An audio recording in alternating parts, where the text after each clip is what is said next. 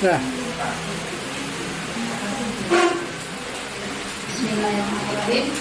Assalamualaikum warahmatullahi wabarakatuh. Waalaikumsalam warahmatullahi wabarakatuh. Saya ucapkan terima kasih kepada Bapak Adi Mirza dan Pak Adi Mati sudah memberikan kesempatan, dan Bapak Ibu terima kasih atas kehadirannya di sini. Kita masuk pada sesi kedua budaya positif tentang kebutuhan dasar manusia dan minat posisi kontrol. Seperti kita tahu, kebutuhan dasar manusia yang paling pertama, yang pokok itu ada bertahan hidup. Ya, itu kebutuhan kita yang pertama, bertahan hidup. Kemudian kasih sayang dan rasa diterima, kebebasan, kesenangan, dan kemuasaan. Bukan hanya kita, peserta didik kita juga membutuhkan yang kelimanya ini. Nah, tadi sudah diberi bayangan oleh Bapak Oki. Ini saling berkaitan ya dengan paradigma yang sudah disampaikan dengan kebutuhan dasar ini. Kebutuhan dasar manusia yang pertama yaitu bertahan hidup.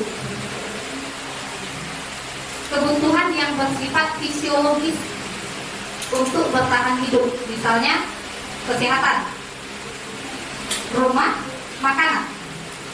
Kalau tidak ada yang ketiga item ini, kita belum tentu bisa bertahan. Nah, ini juga dibutuhkan oleh siswa kita. Artinya apa? Ketika item ini mempengaruhi gaya belajar atau pandangan siswa kita, sangat berpengaruh. Gaya dia di sekolah itu berpengaruh. Kita harus lebih paham dia dari poin yang pertama ini, dari bertahan hidup. Ada banyak dari siswa kita yang kendala-kendala dia di sekolah itu bermunculan dari kondisi bertahan hidup ini.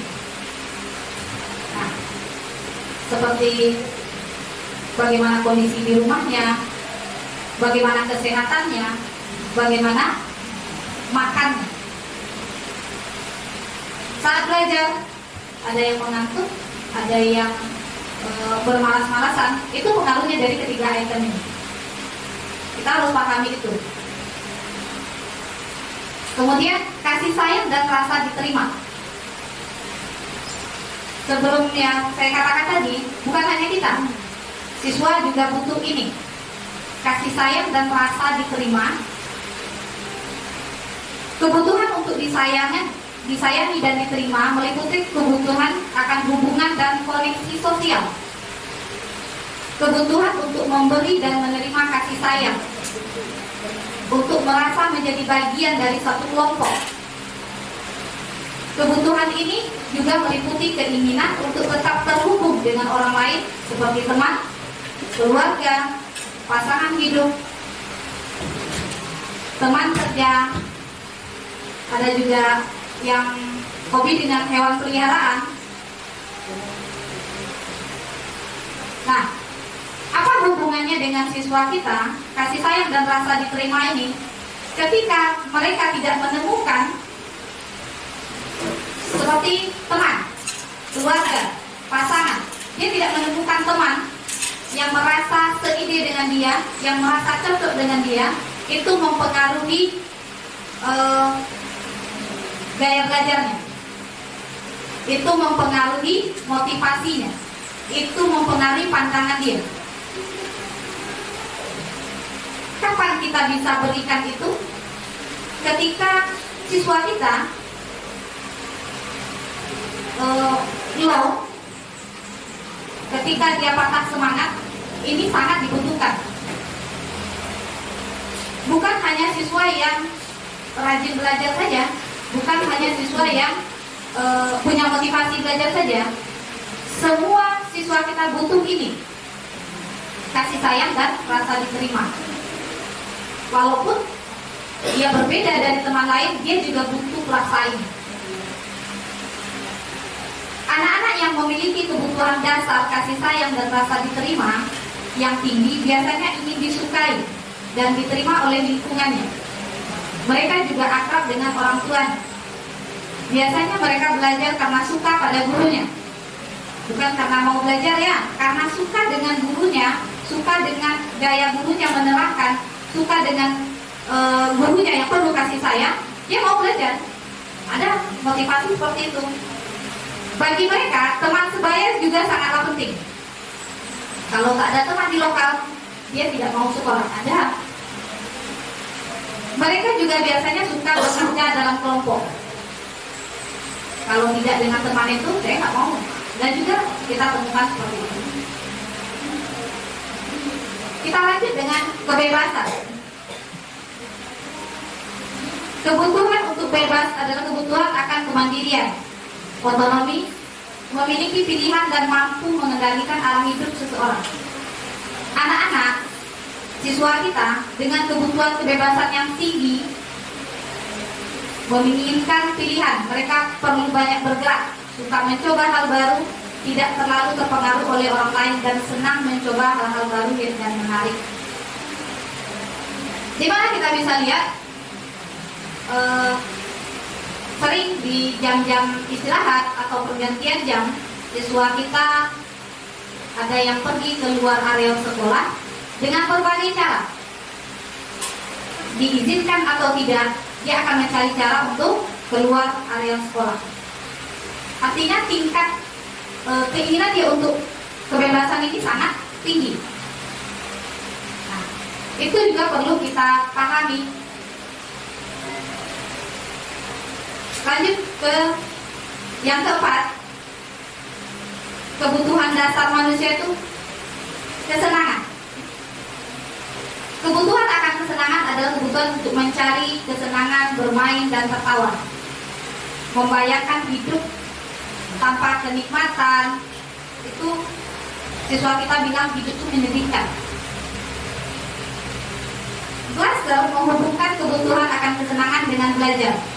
Semua hewan dengan tingkat intelijensi tinggi seperti lumba-lumba atau hewan primata lainnya, saat mereka bermain, mereka mempelajari keterampilan hidup. Manusia hampir sama, tidak berbeda. Anak-anak dengan kebutuhan dasar kesenangan yang tinggi biasanya ingin menikmati apa yang mereka lakukan.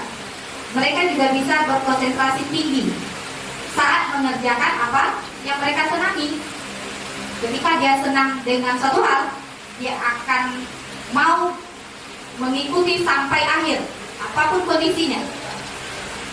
Itu siswa kita yang memiliki tingkat kesenangan yang tinggi. Mereka suka permainan dan suka mengkoleksi barang, suka bergurau, suka melucu dan juga menggemaskan. Bahkan mereka bertingkah laku buruk itu karena mereka menganggap lucu, menyenangkan. Itu anggapan. Dari kelima, posisi kontrol guru yang sudah saya sampaikan tadi, barangkali kita sudah bisa memahami kita berada di posisi yang mana dan kita akan mengajak kemana posisi kontrol kita lagi. Jika di awal kita sebagai posisi penghukum yang selalu mengatakan kamu ini salah, kamu terlambat, kamu harus dihukum, mungkin setelah penjelasan ini kita akan merubah posisi kita kemana. Walaupun tidak sebagai langsung ke manajer, barangkali kita bisa menjadi seorang teman, berangsur-angsur. Nah, mungkin hanya itu yang bisa saya sampaikan. Nanti akan dilanjutkan pada sesi 3 oleh Bapak Adri Junadi. Terima kasih. Kalau ada di antara Bapak Ibu yang ingin bertanya, kita buka nanti sesi tanya jawab setelah sesi 3. Assalamualaikum warahmatullahi wabarakatuh.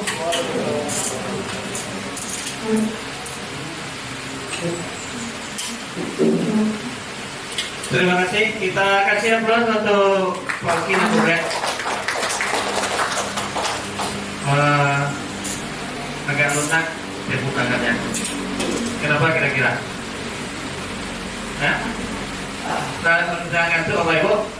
Bisa kita lanjut Bapak Ibu ya? Ya, Bapak Ibu yang kami hormati, di sini mungkin saya tidak akan menampilkan foto seperti Bu Ben tadi. Cukup saya sajalah yang ditontonnya. Ya, keyakinan kelas. Kita masuk ke keyakinan kelas. Ya, ini tiga terakhir. Nampak apa Ibu? Berarti kalau nampak luar biasa lah ya. Nampak? Nampak ya. Bapak Ibu tadi karena ini kecil itu di WA tadi sudah dikirim ya Pak Doni ya. Yang pertama itu keyakinan kelas. Pertanyaan pertama Bapak Ibu, kenapa tidak peraturan kelas? Kenapa keyakinan kelas yang kita bahas? Kenapa tak peraturan sih? Dia ada peraturan, ada keyakinan kan? Kita sering di dalam kelas itu membuat peraturan. Bagaimana seharusnya di sini dikatakan keyakinan kelas? Kenapa tak peraturan kelas? Kenapa kira-kira Bapak? Gimana Bapak? Di bab ini kita kesiannya banyak lagi. Tadi teori-teori sudah kan? Kenapa harus keyakinan? Keyakinan itu lebih ke yang bisa dilakukan, bisa dipertanggungjawabkan. Yang bisa. Aturan luas. Jadi tidak terlakukan tapi ada yang mengakibatkan. Itu ada keyakinan itu memang hal-hal yang mungkin mereka dan Ya, kita kasih aplaus pada pemerintah. Keyakinan. Tadi dikatakan kenapa keyakinan? Karena keyakinan itu tadi kita belajar motivasi dari teori Koki tadi bahwasanya ada motivasi itu ekstrinsik, ada intrinsik. Keyakinan ini terletak dia kepada motivasi intrinsik, berarti dari dalam diri yang menghujam kepada seorang siswa kita itu. Ini seperti sampaikan berita tadi, ada yang nampak, ada yang nyata. Masih semangat Bapak Ibu? Halo. Hai. Halo, hai. Nyambung ya. Ya. Bapak Ibu kita masuk pada selanjutnya peraturan. Di yang kedua, kenapa kita memiliki peraturan tentang penggunaan masker contoh kan? Kenapa kita harus menggunakan masker ketika asap kabut seperti ini, kemudian ketika kita COVID-19, kenapa ada peraturan memakai masker? Itu kan peraturan. Dilarikannya kepada keyakinan, itu adalah agar menjaga batin, menjaga kesehatan.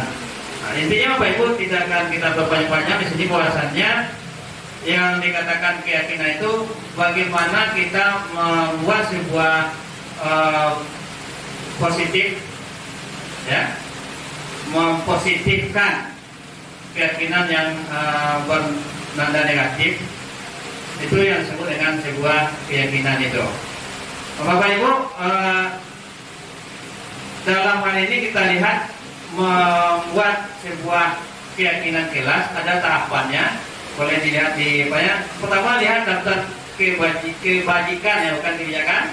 Kebajikan yang telah disusun bersama. Contoh pada lembar ini di bawah nanti. Berarti di dalam lokal itu Bapak Ibu kita memunculkan bersama siswa-siswa kita itu adalah kebajikan. Kebajikan apa sih yang perlu kita sepakati? Nah, yang pertama. Kemudian tentukan nilai kebajikan yang ingin dijadikan perhatian utama di sekolah Anda. Curahkan dalam bentuk kelompok. Berarti apa? Tentunya tadi kan menjaga kesehatan, kemudian menghargai sesama. Yang ketiga